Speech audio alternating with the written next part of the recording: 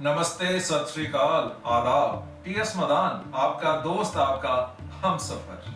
पानी के बहाव के साथ तो मुर्दा मछली भी तैर लेती है। जिंदा तो उसे तब मानते हैं जब वो पानी के बहाव के उलट चले। बात मैं आपके कस्टमर्स की कर रहा हूं। आप नॉर्मल कस्टमर्स को तो डील कर ही पाते हो। क्वालिटी तब मानेंगे जब उन कस्टमर्स को डील करो जो गुस्से में है, जो कस्टमर सेटिस्फाइड नहीं है और चिल्लाता भी नहीं है। उसको सेटिस्फाई करना तो आपकी कोई बहादुरी नहीं है। बहादुरी तब है अगर आप एक डिससेटिस्फाइड कस्टमर जो गुस्से में है, चिल्ला रहा है, उसको सेटिस्फाई करो। मैंने ये ऑब्जर्व किया है, जब कस्टमर गुस्से में होता है तो वो चिल्लाता है, पूरा प्रेशर क्रिएट करता है और आपके पास ज्यादातर लोगों के पास एक ही चॉइस बचती है कि उसको अवॉइड करो। किसी तरह से ये टाइम निकल जाए, कल की कल देखेंगे। और कई बार तो सेल्समैन ऐसे कस्टमर को हैंडल करते करते और भी खराब कर देता है। मेरे दोस्त की कार के नीचे से कोई आवाज आती थी। मेरा वो दोस्त एक सेल्फ एम्प्लॉयड सेल्समैन है। ईएमआई पे कार ली है। कार खरीदते समय ईएमआई की कैलकुलेशन कर ली।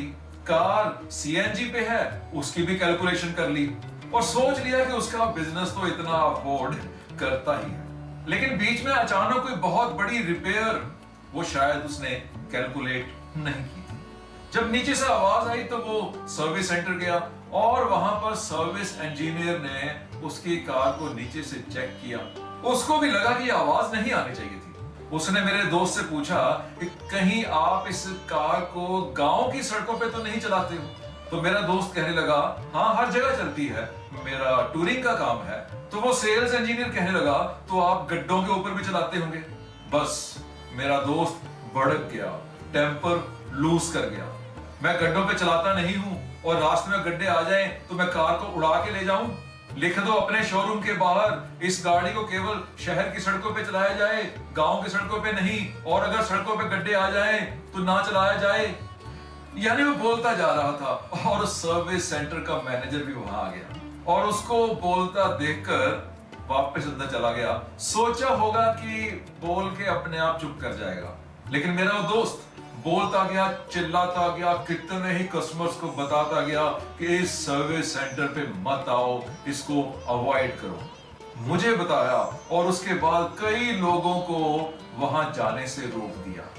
जो भी कस्टमर चिल्लाता है, गुस्से में आता है, अपना टेम्पर लूज करता है, अगर उसे अवॉइड करते हो तो केवल दो ही सिचुएशंस बनती हैं।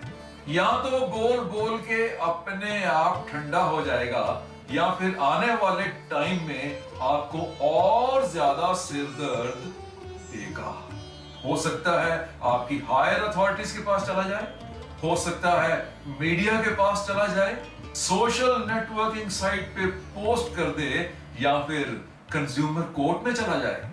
आप as a salesman, as a businessman हो सकता है ये सोचो कि एक कस्टमर के खराब होने से क्या फर्क पड़ता है। आप गलत हो। स्टडी एंड एक्सपीरियंस कहता है एक सेटिस्फाइड कस्टमर 10 साल में 100 कस्टमर्स दे सकता है, यानी हर महीने एक एवरेज।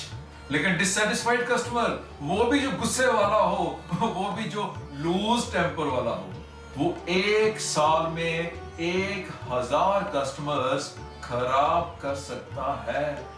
यानी हर महीने 80, 80 और हर रोज 3 कस्टमर्स खराब होने की एवरेज। क्या आप इस लेवल के लॉस को अफोर्ड करते हो? हाथी के साइज के साथ एक चींटी के साइज का कोई कंपैरिजन नहीं बनता है, लेकिन एक चींटी उस हाथी को मार सकती है। और कौन सी चींटी उस हाथी को मारेगी ये कह नहीं सकते। इसलिए अगर हाथी जिंदा रहना चाहता है तो किसी भी चींटी को नाराज ना करे, किसी भी चींटी को परेशान ना करे, खासकर वो चींटियां जिनको गुस्सा हो। एटलीस्ट आपका बिजनेस तो यही डिमांड करता है। क्या चाहता हूं? सिंपली आपसे एक रिक्वेस्ट करता हूं कि ऐसे कस्टमर्स को सबसे पहले हैंडल करें जो गुस्से में हैं, और गुस्सा कहीं उनका अहम ना बन जाए, उनकी ईगो ना बन जाए। जो भी अच्छा कर सकते हैं उसको सेटिस्फाई कीजिए। मैंने भी इस वीडियो में कुछ हिंट्स देने की कोशिश की है। सही ना लगते हो तो किसी और से सीख लेना, किताबें पढ़ लेना, लेकिन अपने बिजनेस को खराब होने से बचा लेना। फर्स्ट पॉइंट, जैसे ही आपका कस्टमर गुस्सा मोड में आए, उसको अटेंड करो, उसे रियलाइज करवाओ कि आप जान चुके हैं कि वो नाराज है, गुस्से में है, और आप उसके गुस्से को रिकॉग्नाइज करते हो। ऐसी सिचुएशन में ऐसे कस्टमर को इग्नोर मारना आग में और घी डालने का काम करता है। उसको बता दो कि आप उसके गुस्से का कारण समझते हैं, उसका गुस्सा वाजिब है, सही है। अगर आप उसकी जगह होते तो शायद यही करते। चाहे आप समझ चुके हो कि वो गुस्से में क्यों है, फिर भी पूछ लीजिए कि उसके गुस्से का कारण क्या है, कि एग्जैक्टली हुआ क्या है, व्हाट मेड हिम एंग्री। यहां आपका इम्तिहान है, आपकी पेशेंस का, आपकी लिसनिंग स्किल्स का। उसको सुनिए, उसको बोलने दीजिए, बीच में रोकिए नहीं, बीच में टोकिए नहीं, सब कुछ उगलने दीजिए, वॉमिट करने दीजिए। हो सकता है कि वो उगलते उगलते ये रियलाइज कर ले कि आप उसके इस दर्द के साथ सहमत हो, कंसर्न्ड हो, और इस तरह आप जो भी उसे कहना चाहोगे वो भी सुनेगा।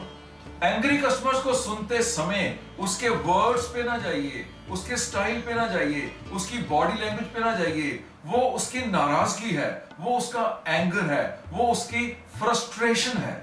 वो बोलने के समय सही और गलत वर्ड्स की चॉइस नहीं कर पाएगा। उसके गलत वर्ड्स को ना पकड़े। अगर वो गंदी गाली भी दे तो ऊपर से जाने दो, क्योंकि गाली देना उसका मकसद नहीं है। वो केवल अपने गुस्से को जाहिर कर रहा है और कुछ भी बोलता जा रहा है। जब शांत हो जाएगा, सेटिस्फाई हो जाएगा, तो उसे बेशक बता देना कि उसके लिए उन शब्दों का प्रयोग सही नहीं था, उन गंदी गालियों का प्रयोग सही नहीं था, उसे ऐसी भाषा का प्रयोग नहीं करना चाहिए था, वो नहीं बोलना चाहिए था। और ये कहना भी है कि नहीं, ये भी आप मौके के मुताबिक सोच लेना, डिसाइड कर लेना।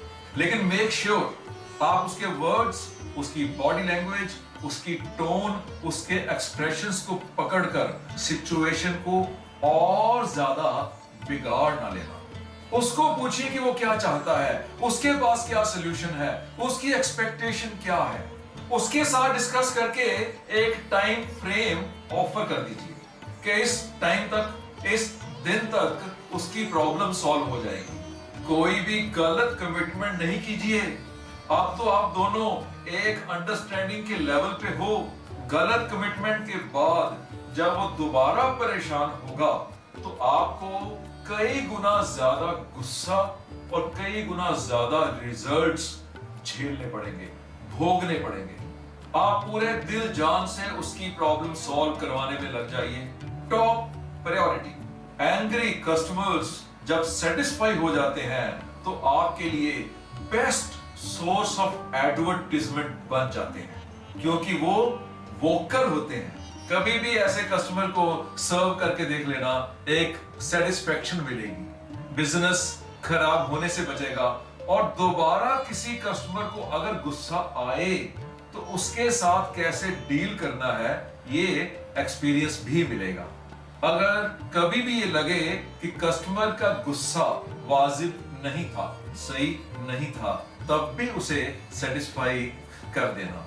कस्टमर सेटिस्फेक्शन की कॉस्ट एडवर्टाइजमेंट कॉस्ट से हमेशा कम होती है। That's all for this video. कैसी लगी ये वीडियो? कुछ फायदा दिखाई देता है? इफ यस तो लाइक दे देना, शेयर भी कर देना, कमेंट भी कर देना। All the best. सीखते रहो, बढ़ते रहो।